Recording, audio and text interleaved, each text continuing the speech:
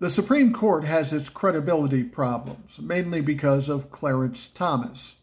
Clarence Thomas is married to an insurrectionist, no doubt had some involvement in the insurrection of January 6, 2021.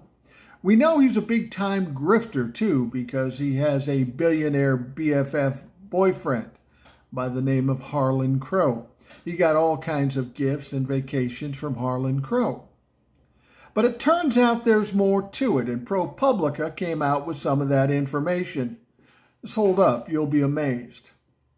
Clarence Thomas didn't have just one billionaire BFF boyfriend. He had four.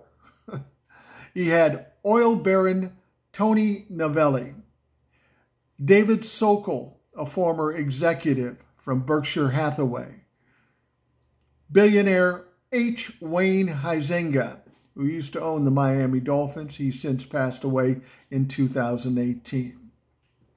Yeah, apparently Clarence Thomas is very popular amongst the billionaires. You could call him a billionaire floozy. But here are some of the gifts he's received over the last couple of decades.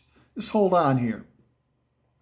The gifts include at least 38 destination vacations, including a previously unreported voyage on a yacht around the Bahamas, 26 private jet flights, and 8 helicopter flights, a dozen VIP passes to professional and college sporting events typically perched in the skybox, 2 stays at luxury resorts in Florida and Jamaica, and a standing invitation to an uber-exclusive golf club overlooking the Atlantic coast.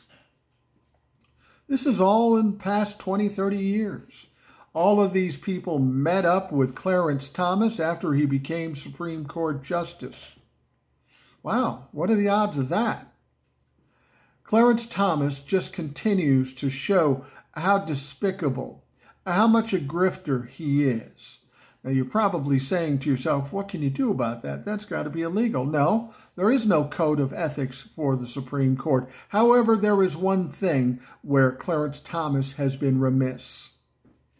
Even if he could legally take all of these things, he's required to report them. You know how many he's reported? Fucking none. Fucking none. Chief Justice John Roberts, are you going to allow this Supreme Court to have the legacy of being the worst Supreme Court, the most corrupt Supreme Court in history? I'm only hoping that Jack Smith or Fani Willis comes out with something against his wife, Ginny Thomas. That will likely suck Clarence Thomas into that mix too, which will make it virtually impossible for him to get out from underneath it. I mean, he is a Supreme Court justice, and while he might be able to grift like this, you can't commit crimes against this country and get away with it. We'll see what happens, but John Roberts and Alito and all these fucks are worried about the credibility of the Supreme Court. Well, fucking A. Doesn't seem like you were all that worried about it.